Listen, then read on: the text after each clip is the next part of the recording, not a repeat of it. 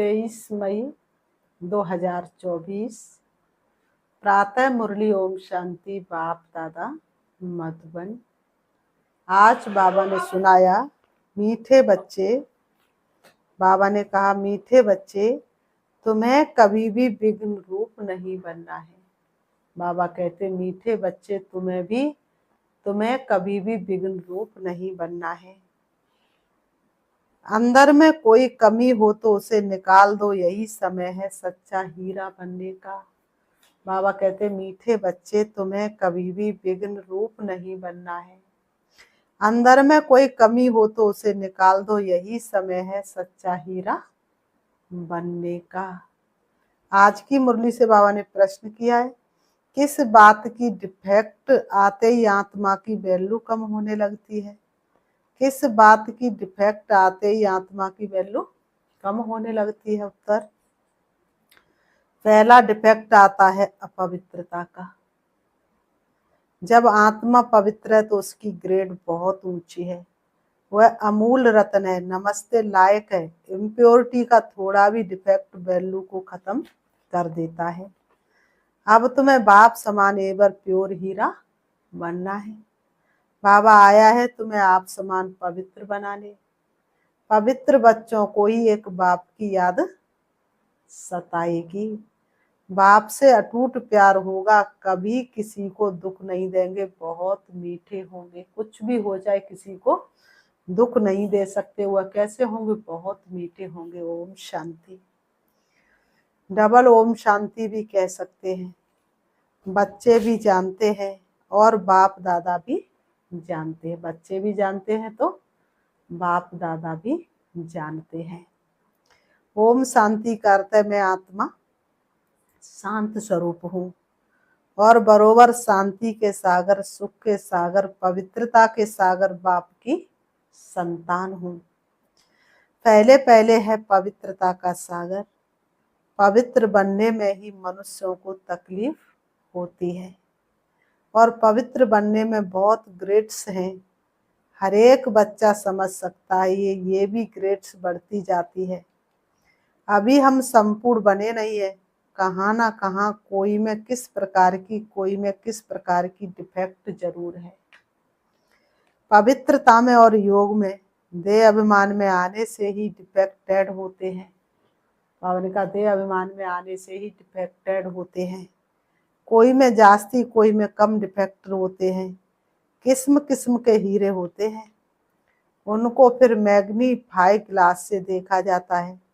तो जैसे बाप की आत्मा को समझा जाता है वैसे आत्माओं बच्चों को भी समझना होता है। ये रतन है ना, रतन भी सब नमस्ते लायक है। बाबा ने कहा ये रतन है ना, और रतन भी सब नमस्ते लायक है। बाबा ने कहा मोती माणिक पुखराज आदि सब नमस्ते लायक हैं।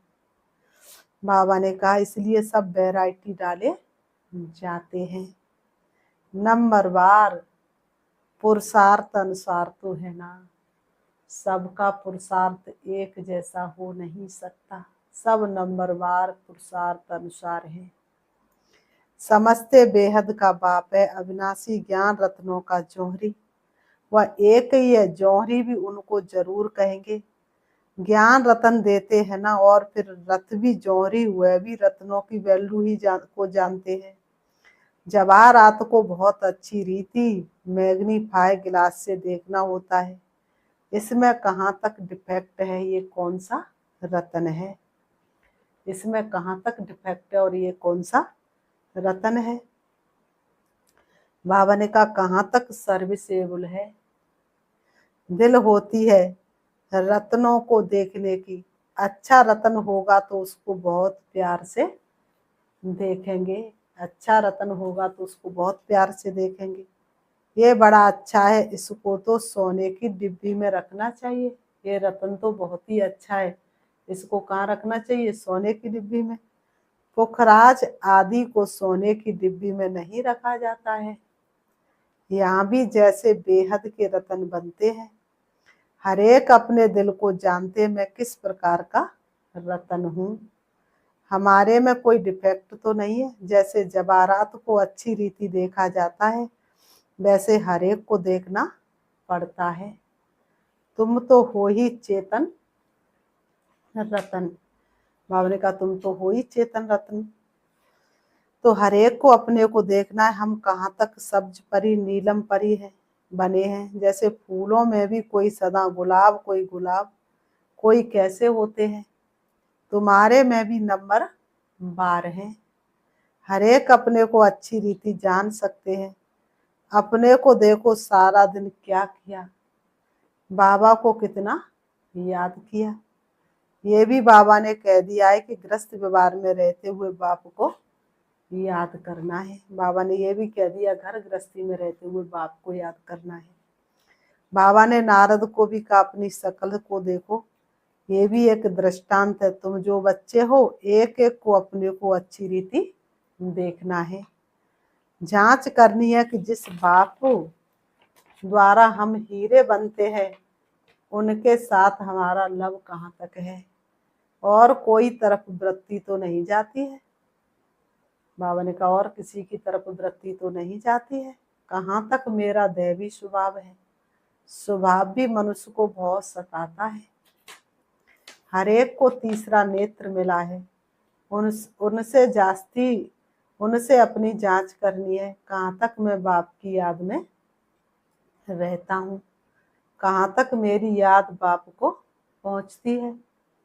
उनकी याद में रह रोमांच एकदम खड़े हो जाने चाहिए। परंतु बाप खुद कहते माया के विघ्न ऐसे जो खुशी में आने नहीं देते हैं। बच्चे जानते अभी हम सब पुरुषार्थी हैं, रिजल्ट तो पिछाड़ी में निकलनी है। अपनी जांच करनी है। फिलो आद अभी तुम निकाल सकते हो। अपनी जांच करने के बाद अपने अंदर जो कमी कमजोरी है तुम उसको अभी निकाल सकते हो। एकदम प्योर डायमंड बनना है। अगर थोड़ा भी डिफेक्ट होगा तो समझ जाएंगे हमारी वैल्यू भी कम होगी। रतन है ना, बाप तो समझाते बच्चे एवर प्योर वैल्यूबल हीरा बनना चाहिए। पुरुषार्थ कराने लिए भिन्न भिन्न प्रकार से बाप समझाते। पुरुषार्थ कराने के लिए श्री बाबा तुमको भिन्न भिन्न प्रकार से समझाते हैं। आज योग के समय बीच में बाप दादा संदली से उठकर सभा के बीच में चक्र लगाए एक एक बच्चे से नैन मुलाकात कर रहे थे। कितने सुहाने वो दिन होते हैं जब बाप दादा से मिलन होता है। बाबा आज क्यों उठे? देखने के लिए कि कौन कौन सर्विसेबल बच्चा है। बाबा ने कहा बाबा आज क्यों उठे? ये देखने के लिए कि कौन कौन सा बच्चा सर्विसेबल है। बाबा ने कहा क्योंकि कहाँ कोई बैठे रहते हैं। तो बाबा ने उठकर एक एक को देखा, इनमें क्या गुण है, इनका कितना लव है। सब बच्चे सम्मुख बैठे हुए हैं तो सभी बहुत प्यारे लगते हैं, परंतु ये तो जरूर है नंबरवार पुरुषार्थ अनुसार ही प्यारे लगेंगे। बाप को तो मालूम है क्या क्या किसमें डिफेक्ट है, क्योंकि जिस तन में बाप ने प्रवेश किया है वह भी अपनी जांच करते हैं।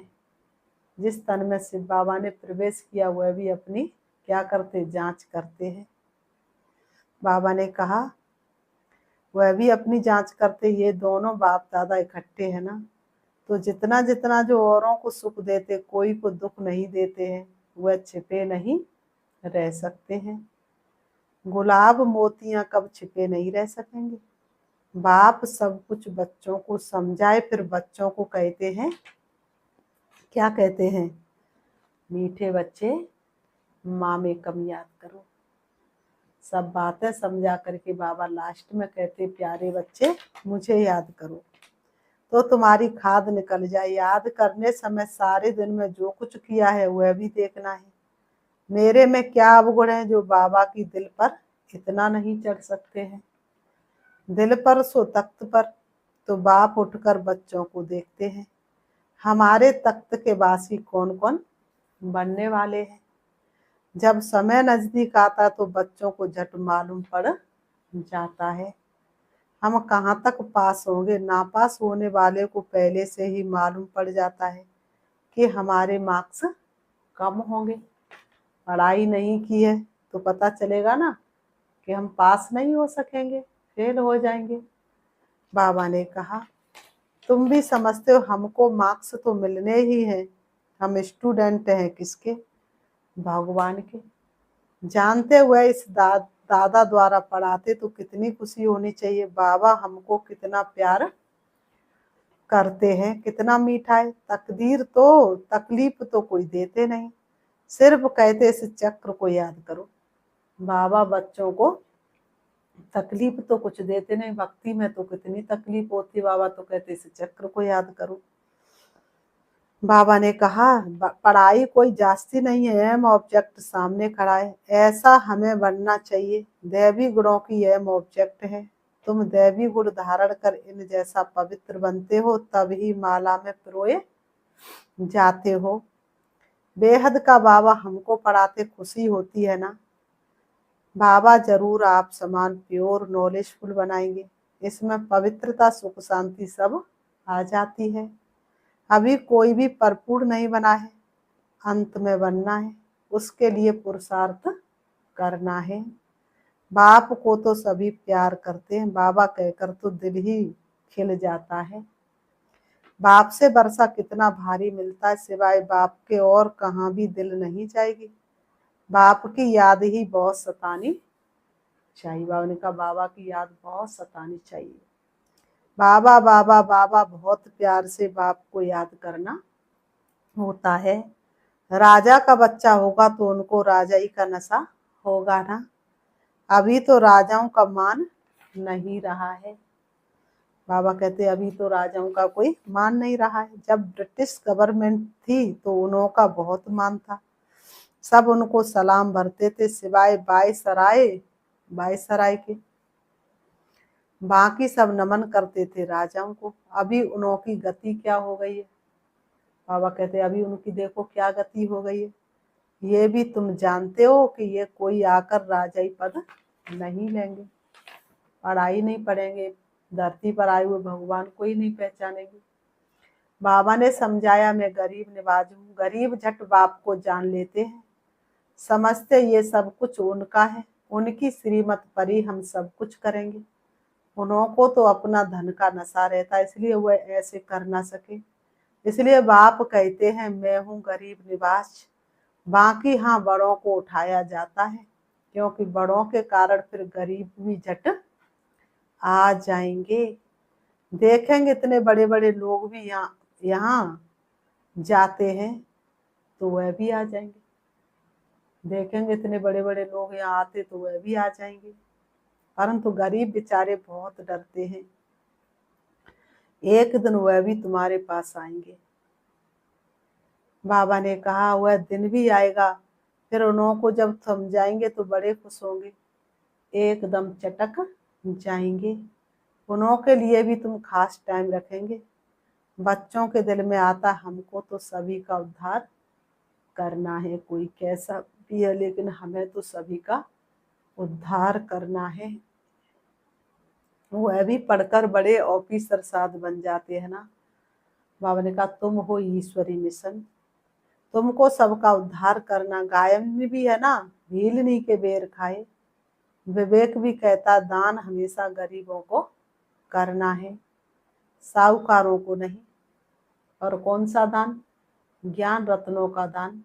फिर लोगों ने धन दान करना शुरू कर दिया। वास्तव में आप किसी को कितना भी धन दे दो, कपड़े दे दो, कुछ भी दे दो, लेकिन उसकी गरीबी दूर नहीं हो सकती।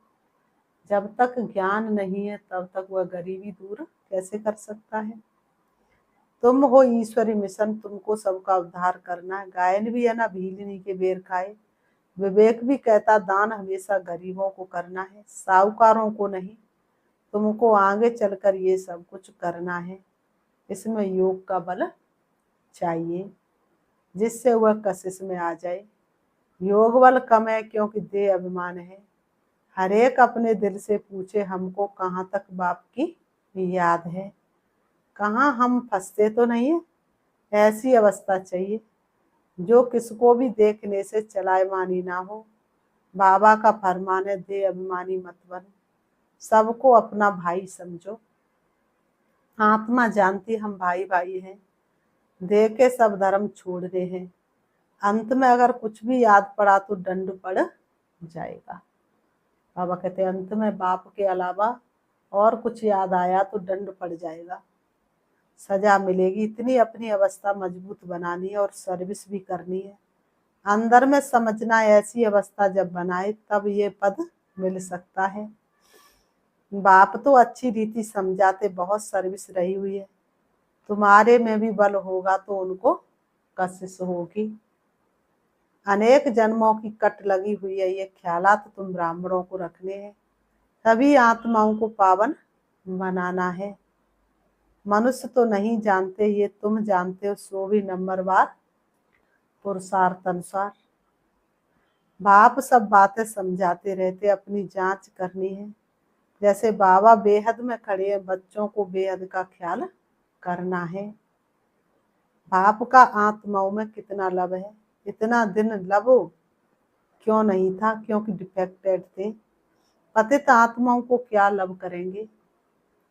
अभी तो बाप सबको पतित से पावन बनाने आए हैं, तो लवली जरूर बनना पड़ता है। बाबा है ही लवली, बच्चों को बहुत कशिश करते हैं। दिन प्रतिदिन जितना पवित्र बनते जाएंगे उतना तुमको बहुत कशिश होगी। बाबा में बहुत कशिश होगी, इतना खींचेंगे जो तुम ठहर नहीं सकेंगे।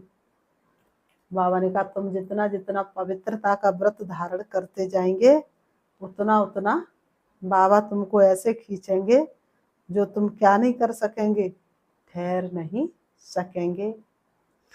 बाबा ने कहा तुम्हारी अवस्था भी नंबरवार पुरुषार्थ अनुसार ऐसी आ जाएगी। यहाँ बाप को देखते रहेंगे तो बस समझेंगे अभी जाकर बाबा से मिले। बाबा ने कहा ऐसे बाबा से फिर कभी बिछड़ोगे नहीं। बाप को फिर कशिश होती है बच्चों की, बच्चों को कशिश होती है बाप की, और बाप को कशिश होती है बच्चों की। बाबा ने कहा इस बच्चे की तो कमाल है, बड़ी अच्छी सर्विस करते। हाँ कुछ डिफेक्ट भी है, फिर भी अवस्था अनुसार टाइम पर बड़ी अच्छी सर्विस करते हैं। कोई को दुख देने जैसी आसामी नहीं देखने में आती है। बीमारी याद होती है तो वह है कर्म भोग। खुद भी समझते जब तक यहाँ है कुछ ना कुछ होता रहेगा। भले ये रथ है फिर भी कर्म भोग तो पिछाड़ी तक भोगना ही है। ऐसे नहीं मैं इन पर आशीर्वाद करूं, इनको भी अपना पुरुषार्थ करना है। हाँ रथ दिया है उसके लिए कुछ इजाफा दे देंगे। बहुत बांदेलियां कैसे कैसे आती हैं, कैसे युक्ति से छूटकर आती हैं। उनका जितना लब रहता उतना और कोई का नहीं। बहुतों का लब बिल्कुल नहीं है। इन बांदेलियों के लब से तो किसकी भी भेंट कर नहीं सकते। बांदेलियों का योग भी कोई कम मत समझना। बहुत याद में रोती है, बाबा वो बाबा कब हम आपसे मिलेंगे। बाबा विश्व के मालिक बनाने वाले बाबा, आपसे हम कैसे मिलेंगे। ऐसी ऐसी बांदेलियां जो प्रेम के आंसू बहाती रहती हैं। वह उनके दुख के आंसू नहीं है, वह आंसू प्यार के मोती बन जाते हैं। तो उन बांदेलियों का योग कोई कम थोड़ी है, याद में बहुत तड़पती हैं। वो बाबा हम आपसे कब मिलेंगे, सब दुख मिटाने वाले बाबा। बाप कहते जितना समय तुम याद में रहेंगी सर्विस भी करेंगी। भले कोई बंधन में रहती हैं, खुद सर्विस नहीं कर सकती, परंतु याद का भी उनको बहुत बल मिलता है। याद में ही सब कुछ समाया हुआ है। तड़पती रहती हैं बाबा कब मौका मिलेगा जो हम आपसे मिलेंगी। कितना याद में रहती हैं, आगे चल दिन प्रतिदिन तुमको जोर से खींच होती रहेगी। स्नान करते कार करते याद में ही रहेंगे बाबा। कभी वह दिन होगा जो ये बंधन खलास होंगे। बेचारी पूछती रहती हैं बाबा ये हमको बहुत तंग करते, क्या करें। बच्चों की पिटाई कर सकते हैं, पाप तो नहीं होगा। बाप कहते आजकल के बच्चे तो ऐसे जो बात मत पूछो। किसको पति से दुख होता है तो अंदर में सोचती हैं कब ये बंधन छूटे। तो हम बाबा से मिले। बाबा बहुत कड़ा बंधन है, क्या करें, पति का बंधन कब छूटेगा। बस बाबा बाबा करती रहती, उनकी कशिश तो आती है ना। अबलाएं बहुत सहन करती हैं, बाबा बच्चों को धीरज देते हैं। बच्चे तुम बाप को याद करते रहो तो ये सब बंधन खत्म हो जाएंगे। फिर बाबा ने कहा अच्छा, मीठे मीठे सिक्की लते बच्चों प्रति माता पिता बाप दादा का याद प्यार, और गुड मॉर्निंग रूहानी बाप की, रूहानी बच्चों को नमस्ते। हम रूहानी बच्चों की रूहानी बाप दादा को याद प्यार और नमस्ते नमस्ते नमस्ते। धारणा के लिए मुख्य सार नंबर 1, अपनी जांच करनी है कि हमारे में कोई अवगुण तो नहीं है। अपनी जांच करनी है कि हमारे में कोई अवगुण तो नहीं है। कहाँ तक हमारी याद बाप तक पहुंचती है। हमारा स्वभाव दैवी स्वभाव है, वृत्ति और तरफ भटकती तो नहीं है। नंबर 2, ऐसा लवली बनना जो बाप को कशिश होती रहे। सबको सुख देना है, प्यार से बाप को याद करना है। आज की मुरली से वरदान है, साथी को सदा साथ रख, सहयोग का अनुभव करने वाले कमांड रूपधारी भव। साथी को सदा साथ रख, सहयोग का अनुभव करने वाले कमांड रूपधारी भव। स्पष्टीकरण है, सदा आप और बाप ऐसे कमांड रहो जो कोई भी अलग न कर सके। कभी अपने को अकेला नहीं समझो। बाप दादा अविनाशी साथ निभाने वाले आप सबके साथी हैं। बाबा कहा और बाबा हाजिर हैं। हम बाबा के बाबा, हमारा बाबा आपकी हर सेवा में सहयोग देने वाले हैं। सिर्फ अपने कमांड स्वरूप के रूहानी नशे में रहो। स्लोगन, सेवा और स्वयं उन्नति दोनों का बैलेंस हो तो सदा सफलता मिलती रहेगी। सेवा और स्वयं उन्नति दोनों का बैलेंस हो तो सदा सफलता मिलती रहेगी। अच्छा, ओम शांति। अभी हम बाबा को याद करते हैं। बाबा ने वरदान दिया, बाबा के साथ कमांड रहना है। तो मैं आत्मा सदा बाप के साथ हूँ। मैं पद्मा पद्म भाग्यशाली आत्मा हूँ।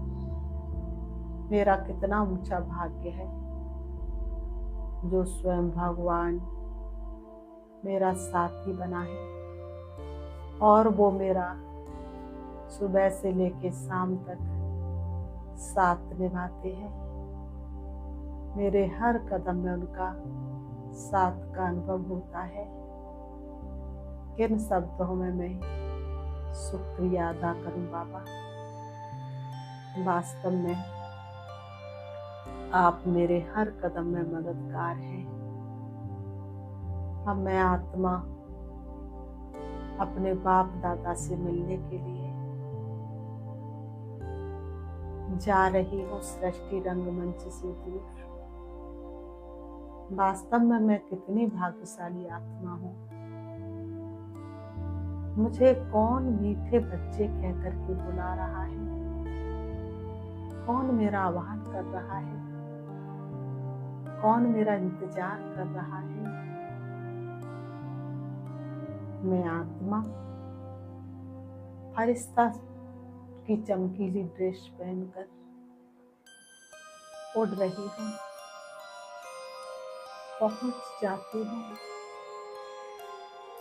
सूक्ष्म वतन में,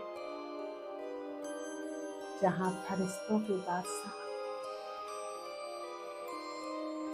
ब्रह्मा बाबा और उनकी भ्रकुटी में विराजमान शिव बाबा। मैं बाबा की बाहों में समा जाता हूँ। मैं कम्बाइंड हूँ, लाइट के कारण में ढका हुआ। बाप दादा का रुई जैसा हल्का हाथ मेरे सिर पर है, और बाप दादा मुझे संपूर्ण वरदानों से भरपूर कर रहे हैं। उनकी शक्तिशाली दृष्टि मुझे पावन बना रही है। मैं जैसे कि पवित्रता के सागर में समा जाती हूँ, और अतीन्द्र सुख आनंद की अनुभूति कर रही हूँ। बाबा से सर्व वरदानों से भरपूर होकर मैं वापस आ रही हूँ।